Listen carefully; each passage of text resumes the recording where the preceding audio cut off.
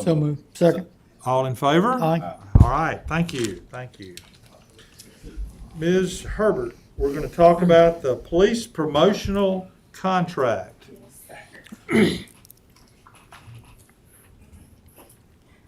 Good afternoon, council. Good afternoon. This is a request for our annual contract for the public safety promotional process. This year is police. We're requesting to enter into a contract with Industrial Organizational Solutions for that process that starts in the spring. What does it cost? What does it cost? It's around $145,000, and we do have it budgeted in our outside services line item. Okay, okay. Chief, are you okay with these folks? Yes, sir, absolutely. We've used it for a long time. Okay. And what is the promotional process? So for sergeant, lieutenant, Oh, promotion as in getting promoted from one rank to another, yes, sir. not promotional like marketing. No, sir. Okay. Yeah, right. All Yes, right, sir. then a quick 60-second summary. So each spring we have a week for each rank for the assessment centers, and we bring in outside assessors, and they go through mock exercises.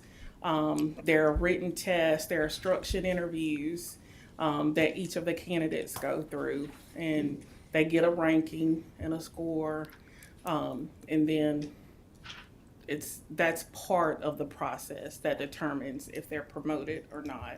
Then there's the second piece that goes to the chiefs. Okay. Okay, and this is a group we've been using, same Yes, process sir. we've We've been doing doing? this for years. All right. Yes, sir. I don't have any other This questions. is about as fair as you can get it. Completely different than when I was at the police department, but Yes, sir. do we have a motion? So moved. Second. All in favor? Aye. Thank you. All righty. Chief, you've got the next two. Yes, sir. I'll try and make towing as simple as possible. Thank you. However, it's only not so simple. I've made handouts with the highlighted changes to kind of show you what we've changed in the ordinance. We believe this is very fair. Thank you, Chief. Well, I know Chief Clark's worked on this a good bit. I don't think he ever wants to see an ordinance change in tone again, honestly. All right, we'll kind of go over everything.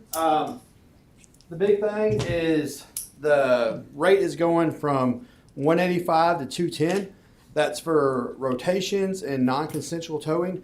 Non-consensual towing is going to be basically like if you have an apartment complex on game day or any other time they tow out there for unauthorized parking. So that's going from $85 to $210.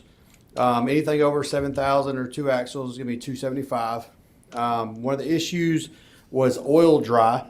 They can add $25 for oil dry being used. They said they were losing money on that, so we agree oil dry is very expensive. It's basically if you have a wreck and you have fluids from the radiator or oil, they've got to put oil dry up to clump it together to get it off the roadways. They have to do that. Yes, they have to do that by code. So they can increase the rate on that, which we believe is very reasonable. The next change is $40 storage rates, and that brings us in line with the rotation versus the non-consensual. A lot of what was happening is for rotations was different than non-consensual towing. Everything's in line now where it's one price no matter which one it is. After hours vehicle release, you heard that being talked about. So it's still $75, but on game days they were required before to stay open 2 hours after the game and release any vehicles without being paid for after hours. We're proposing that to be changed to where if they do not have to stay open after a game, they can charge the after hours fee if they have to come in to release a vehicle. However, and Mr. Bobbitt can back me up on this, if they are already at the lot, they cannot add another after hours fee for that because they're already at the lot. Is that correct? Okay. On the back side, again, this just matches the front side from going to $210 to $275 for non-consensual towing, which is the same as the rotation. And that is basically the gist of what we are doing. I'll take any questions you have, and if I can't answer them, I'm sure Mr. Well, I Bobbitt can. expect that Awesome Towing will be here tonight, but I know y'all have worked with them a good bit. Yes, sir. Chief Clark has sat down many hours trying to do something. I know there's some other changes that he wanted. Oh, one other thing I forgot to mention in here is credit card fees. That was an issue, and what they can do now is they can charge the customer whatever their credit card fee is, but they cannot go over that, and they have to tell the customer in advance, hey, I'm charging you 3% or 3.5% for that. But we think it's a very fair deal, and I'll turn over to Mr. Bobbitt for anything else he has to add. Is there something in here, Chief, it seemed like there was, that if they determine over the phone that these people are intoxicated, about to say. Yes, they do not. If they think it's a public safety issue, if they've been drinking or they're violent on the phone because they're mad that they parked somewhere they weren't supposed to, they do not have to release that vehicle that day. They can have a cool down period for safety and release it the next day. good. Thank you. And we agree with that wholeheartedly. Y'all have any questions about this? I don't think I do. I'm good. Have a motion? So moved. Thank you. Second. All in favor? Aye. All right, thank you. I think we had another one. It was all in the same document. Okay. All right. So we need to vote again? Broken up into two for voting purposes. Yeah, okay. Motion. Have a motion? Motion on the second part, second. All right, all in favor? Aye. All right, thank you. All righty. I'm glad when we can do something positive. Mr. Mills. All right, council, we have one applicant for you this week. This OBG Alumni Club Holdings, DBA, the University Club, applying for special retail more than 30 days, located at 421 Queen City Avenue. This is an area map of the location. Proposed occupancy load is going to be 639 people. This is a floor plan, first floor, second floor, as well as parking. Next map shows the menus. Police department did not have any issues with this applicant. The applicant is here to answer any questions if you have, but it's pretty much just a change of ownership. Change of managerial Yes, sir. ownership. I don't have any questions. I'm good. Motion. Second. All right, all in favor? Aye. All right, that passes. Ms. Clark, come tell us about our favorite department. I assume there's almond balls, which are under the $25 limit for I don't know. voting members. Good afternoon. Good afternoon. I'm here to present an overview of 311's performance data for fiscal year 2025. It's going to include some information about request trends, community engagement, and a look ahead at what's next for 311. So let's start with the pulse of 311, my wonderful team. I have 16 members. 2 of them are 311 call center representatives, and 4 of them are senior representatives. We have LaToya and Jennifer, who have been with us since 311 was implemented. Michelle's been with us for 15 years, Will for 9 years, Taja for 4 years, and Kendall is our new hire who just hit 6 months, and she is doing a great job and catching on very quickly. I am very grateful for my team. They are, I love on them as much as I can all the time, but they really are dedicated. They come to work and they not only are consistently showing up, they show up with a desire to do quality work. So 311 is as successful as it is because of them.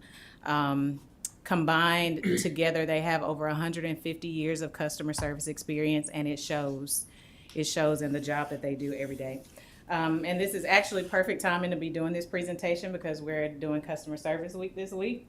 So I've had extra opportunities to love on them this week, so it's only right to extend it here in front of you guys and just let you know that they are awesome, not just during Customer Service Week, but all the time.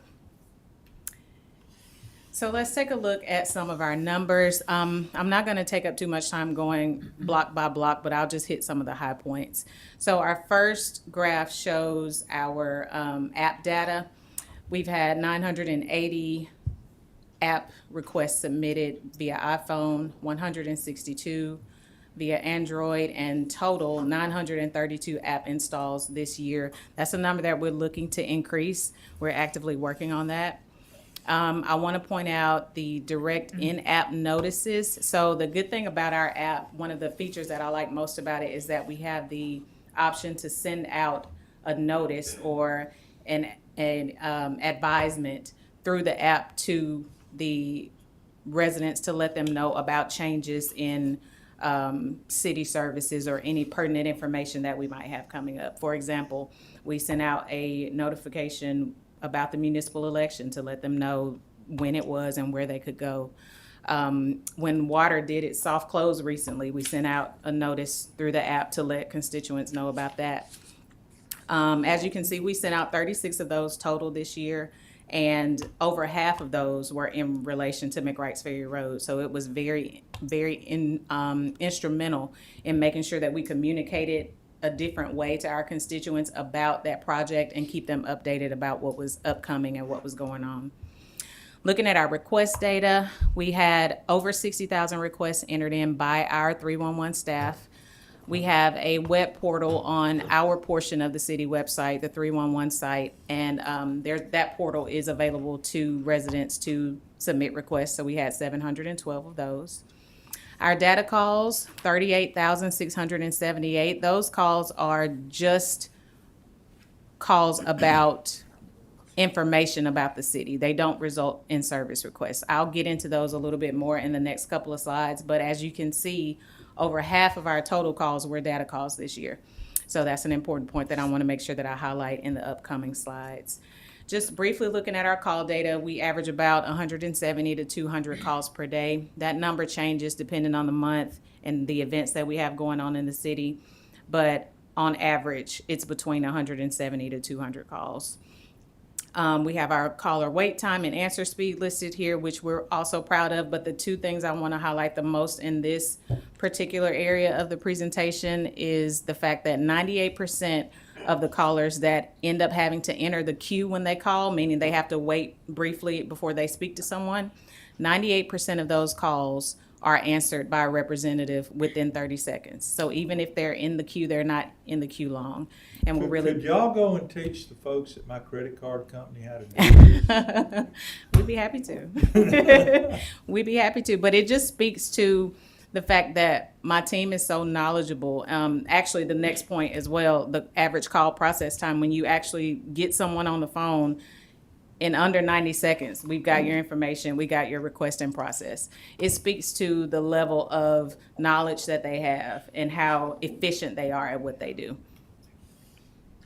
So we've had a very exciting year this year. We have implemented a QA protocol that I believe will enhance how we process calls across the board. I wanted to make sure after we received our certification that we didn't get complacent, that we didn't lose sight of the fact that we always need to improve. We always need to try to do better. So this QA protocol helps us improve the consistency in how we handle each call. We know we've got the courtesy down pat, but are we asking things like, is there anything else I can help you with before we end this call? Just taking it a step further and adding that extra layer of customer service. I'm also very proud to talk about our magazine feature that we secured this past year. Every single representative and myself were honored with a feature in Capstone Living magazine in their Hometown Heroes section. The 6 out of the 7 of us have already been featured, and Michelle will be featured next month in the November issue. So I just want to quickly say thank you to Joey Palmer, who is the publisher of that magazine, for even thinking of us to consider featuring us in here. We're very humbled and very proud. So the data calls portion that I mentioned on the second slide, I developed that after I noticed just how many phone calls we were getting that we weren't putting requests in for. When I first started, and still to this day, I spend most of the day with my door open and I listen. I make it a point to listen to the things that my team members are fielding, the things that they're talking about. And I noticed that there were a lot of transfers, and I got to wondering, like, where are these calls going? What are they calling for? So the data calls is a method of documentation for any calls that we receive that don't result in a service request. So if someone wants to know when the next amphitheater concert is, that's a data call.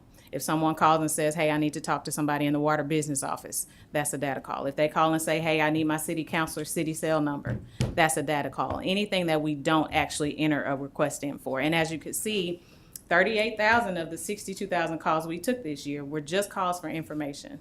So I really appreciate the fact that we get to provide a different level to what we do. Not only do we address your issues, we handle your questions too.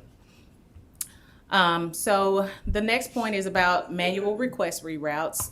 Another thing I noticed after we implemented our software in 2023 was that sometimes when a request would need to be routed to a different department and we would go inside of that software to manually reroute it, sometimes that connection, that integration connection would get lost and that request would not get to the department that it needed to get to, which means that we've got a request that's just floating in the abyss, it's not being addressed, and that didn't sit well with me and our standard of customer service. So I volunteered to be the sole point of contact initially to make sure that we can manually reroute those requests and get them to the correct department.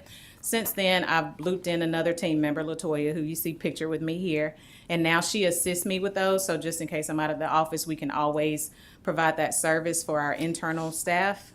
And so far this year, we've rerouted 350 requests manually. Total since 2023, it's about 1,300. But this year we've done about 350. I've also implemented monthly huddles this year, which I feel is a good opportunity for team building for me and my people, and just a way for us to stay connected and motivated with what we do.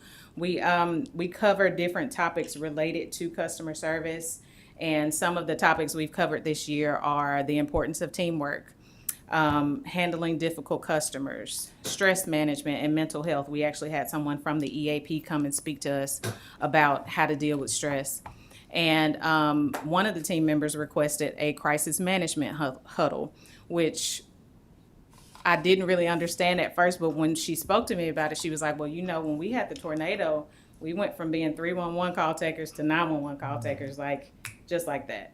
And I think it stuck with her, that experience, and she was like, we need to be prepared for if that ever happens again. So we reached out to one of the TPD dispatch supervisors to come over and kind of talk to us about ways that we can be prepared in case that ever happens again, and even how to decompress after something like that if we were to ever go through it again. So I think that was one of the most effective huddles that we've had so far. Right now, we're in the process of finishing out the year with a shared responsibility huddle series. In this series, I'm looping in other departments that are more customer service oriented to basically for us to just have a discussion, a table discussion about what does customer service look like for you? How are you being accountable? What ways can 311 help you and your department when we get these calls for you guys? So we're finishing out the year with those, and so far they're going really well. We've already had water come, and we've got code enforcement coming to talk with us this month. One of the goals for this year was also to increase our community presence, which we've gotten off to a good start doing. I won't go through each and everything that's listed there, but these are some of the events that we've had the joy of being present at this year, including 2 of the town halls for Districts 1 and 2. So thank y'all for having us. So let's look at the numbers. Out of the 62,000 total requests that we've had, these are the top 5 categories that were used with those submitted service requests. So at 6%, we've got water and other garbage, trash, and recycling. Other garbage, trash, and recycling is any issue that is not related to pickup for environmental services. So not garbage pickup, not trash pickup, but anything else. If somebody's like, I have a refrigerator that I need to put out and get picked up, that would be under that category. If someone says, hey, I need a recycle bin, we put that under the other garbage, trash, and recycling issue. So we've had 6% of our requests come from other GTR and water. Animal control at 5%, code enforcement at 4%, and missed garbage at 3%. Those are usually our top categories, even month to month. So it's not abnormal to see it here for the top of the fiscal year as the top calls for the fiscal year.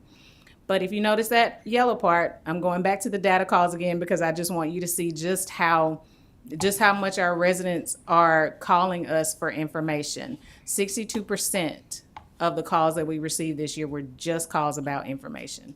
So again, we are happy to provide that service, and it helps give a glimpse into what we do beyond entering service requests.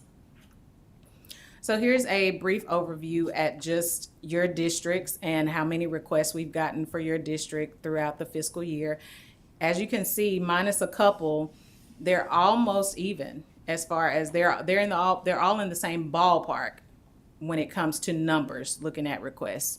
The top reported issues were other garbage, trash, and recycling, which I just spoke about, any ESD, non-pickup related issue, water services, and animal control, which those are always heavy hitters when it comes to requests. So let's take a look at each individual district. So each district is going to have this graph, and the yellow bar will be the month that had the most issues reported. So District 1 in June, and this is going to be a pattern throughout your districts. The summer months, that's when we peak with our request numbers. That's when we get calls the most. People are out and about more. The weather is more conducive for more issues to be reported. And we have move in, move out, things like that. They always cause a spike in the summertime, so that's not abnormal. For District 1, the most reported issue was loose dog, and the request service level agreement was at 81%. So the service level agreement is an internal metric that we use to determine the length of time between the opening of a request and the closing of a request. So basically, process times. How long does it take for these issues that your constituents are submitting to be resolved? And just, I'm gonna go ahead and spoil it for you. Throughout all the districts, you're above 80% as far as your service level agreement compliance. So that speaks to the crews and the staff here at the city. They are not sitting on their hands. They are processing these requests in a timely fashion to make sure that your constituents get their issues resolved. So give them the parameters on loose dog. What is the service level agreement? So is it 4 hours? What is the? No, it's actually a couple of days, I think it's 2 Mr. days. I think Mr. Green. It's 2 days. They have 2 days to process and already entered request for a loose dog. So each issue has either hours or days to be solved. And so 81% of the loose dogs that were reported were solved within 2 days. If That's what that means. if they didn't get back to you and say we got the dog in 2 days, what happens? Do y'all know that? I guess you do. So the way that the system is set up to alert certain people within the department to let them know if that request was not closed out in the time that was allotted for it. I think for animal control, it goes to Trent first, the supervisor. And then if he, I think it escalates beyond him and possibly goes to Selvin, but it normally stops there with the supervisor, and they go in and make sure that request gets processed, that they get the ball rolling on it. It doesn't happen a lot, not for animal control. They have a pretty successful workflow because as you saw, they're one of our most used categories. We bug them all the time. And Mr. Fell, once a month, Ms. Clark provides me an overall breakdown, and if a particular department is not meeting our service level agreement, we get to have a discussion on how we can better meet that SLA in the future. And so it's a really good management tool. One of the best management tools that 311 provides, at least for me and Mr. Meggs, is that every Friday we get the report of how many missed routes or missed pickups, garbage, trash, recycling. And we use that as a scorecard. And spoiler alert is that normally out of 66,000 possible pickups, we are averaging now less than 70? Less than 70. 70 per week. And my suspicion is some of those people put their recycling or garbage out a little late. We count that though. We count that in. But that's just one of the fascinating tools. And remember, you have a dashboard, a 311 dashboard that's built for you.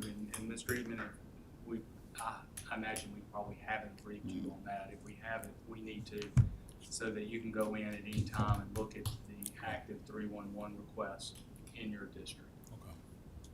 And I'll ask Mr. Moore to get with you just to make certain. Okay. And of course, as we go throughout this, if anything sparks your interest and you want more information or a bit of a deeper dive into your data for your district, we'd be happy to help. So District 2, again, we have, excuse me, again, we have a summer month where we have our spike with June at 492. Animal entrap was the most reported issue. That full category name is actually animal entrap / trap request. So this is not just people calling to let us know there's an animal in the trap. They also call and request traps when they notice that they have a little intruder on their property. Service level agreement for District 2 is 83%. So again, we're keeping that standard where we're being responsive and getting these requests closed out within the time frame they should be. District 3, we have a little bit of a later spike in August at 400, but if you look at June and July, they're almost even. So that summer spike, as I said, is going to be a pattern that you see throughout all the districts. That's not abnormal. District 3 is our heaviest group of recyclers. So request recycling bin is a stat that makes sense here. They are very focused on sustainability, and we think that's wonderful. They also have one of the highest SLAs at 85%. District 4, we have another late spike in August at 321. The most reported issue is carts out beyond pickup day. And as you all know, this is the historic district, so they're very aware of the differences in code. And they have code enforcement officers that are dedicated to coming out every morning to do what they can to ensure that compliance. District 4 has the highest SLA at 86%. So we're doing some good work with the carts in District 4. District 5, the greater Alberta area. I hate that Mr. Tyner's not here to hear me say that. But his spike was a little bit earlier this year. It was in May. But again, if you look at June and August, they're almost the exact same number. Repair or replace garbage cart was the most reported issue for this district. District 5 is a little bit of a more established district. So it's normal to have wear and tear with the carts in that district, so we're not surprised by this. And ESD replaces about 200 carts per year, I believe is what Chris told me. So this category, it's a double category though. It's not just focused on the replacement of carts, but also the repairs. So that this category houses both. And we've got another strong SLA at 84% with District 5. District 6, we've got a July spike, 356. Another group of heavy recyclers, request recycling bin was the most reported. There's a lot of rental property in this area, and a lot of times when tenants move out, they'll take their bins with them, not knowing that they shouldn't. So the new tenants call, request a new bin. We're happy to get that to them. 83% service level, which 83% is actually the average SLA for all of the districts, just FYI. So we're doing very good across the board. Last but not least, District 7 has a July spike with the highest. Repair or replace garbage cart was the most reported issue here. Again, just a more established neighborhood. It's normal to have more wear and tear on the carts with an 82% service level agreement. So looking ahead, we are going to continue to focus on engagement both internally and externally. I've begun presenting 311 to new hires at our orientations to ensure that they have a good idea and general knowledge of 311 and what we do, so that they can not only utilize it for themselves if they need to, but also promote it to any constituents they might encounter. We're discussing starting a social media monthly highlight centered around 311, sort of a you asked, we answered type of post, just showing our responsiveness and accountability, just another way for us to remind citizens that we're here for them and exactly what we do. As I mentioned before, we're working to increase app downloads. We have a few ideas that we're hoping to implement in the next few months. And we're also looking at exploring social media response protocols with my team, which would involve them getting on social media and responding to questions and comments of citizens. Just another way to just be more present on social media and let them know that we're not just a phone call away. We might be just a keyboard type away too from addressing any issues that they might have. Our goal is simple. We are looking to enhance 311's reliability and responsiveness as the city's most community-centered resource. That's not something that we take lightly. We know that we're the first point of contact for most people, and that the impression that we leave matters, and we're very focused on that daily. So how can you help us? You can convince your constituents to download our mobile app, which is free and very user-friendly. Citizens can include a photo and an exact location when they enter their request, and they will be contacted via follow-up call after that request is completed to make sure that everything was done to their standard. What I liked So- about the photo puts the address right there on it. Yes, sir. I like that. Yes, sir. So please encourage them to download the app or call us, whatever they're most comfortable with. And I appreciate you letting me present today, and I'm happy to answer any questions. Questions? That was impressive. Yes. Thank you. I have a question. I think it's beyond your control, but many times, not many, occasionally people will say, well, I can't call 311 from my cell phone, but I presume there's nothing we can do about that. Unfortunately, not yet. I'll say that because you never know. But no, sir. I think it just depends on the carrier. Some people, depending on where they are and who they have service through, they have a hard time just dialing the 3 digits. But they can always reach us at 248-5311. They can always dial out the full number, and they should be able to I get just right give through. them the mayor's number. Or that. Give them my home address too. I like Saturdays and Sundays. Yeah. I told senior leadership staff on Thursday that since 2009, every year I've run for re-election, we poll. I know y'all do too. And we poll city services. And the 2 highest, the second highest is Tuscaloosa Fire and Rescue. But the first highest, and I know Chief Delk appreciates that, is 311. And it's not even close. They do such a good job. They have such great, the people of our community have such great confidence. And it's because of our people, like LaToya, who's been with us since the very beginning, you know. And I can't say enough about Ms. Clark, who just has been a phenomenal leader of 311. You know, I won't speak for the council, they can speak for themselves, but I know as a citizen, we're looking at you. Sir, It'll be okay. it'll be okay. I do just want to thank y'all for what you do, because one of the things when I get a lot of constituent calls, I hate to kind of apologize to say this, but this was my attitude, or what I thought before I got on the council. You think that as a council person, when somebody calls me, oh, well, you just need to call 311, and it's almost like you're bothering me, right? But I always tell them, you're really not bothering me. I'm happy to send something, but you want to do it with 311 because it is tracked, it is followed up. They'll be better than me and make sure that your problem is resolved quicker than maybe waiting on an email back from me. And I appreciate you guys make us look good, because most of all of our issues get resolved very fast, and it's so convenient too. So I just appreciate what y'all do. Thank you for that. I can't remember who I was talking to. It might have been Sarah, but what do cities do that don't have 311s?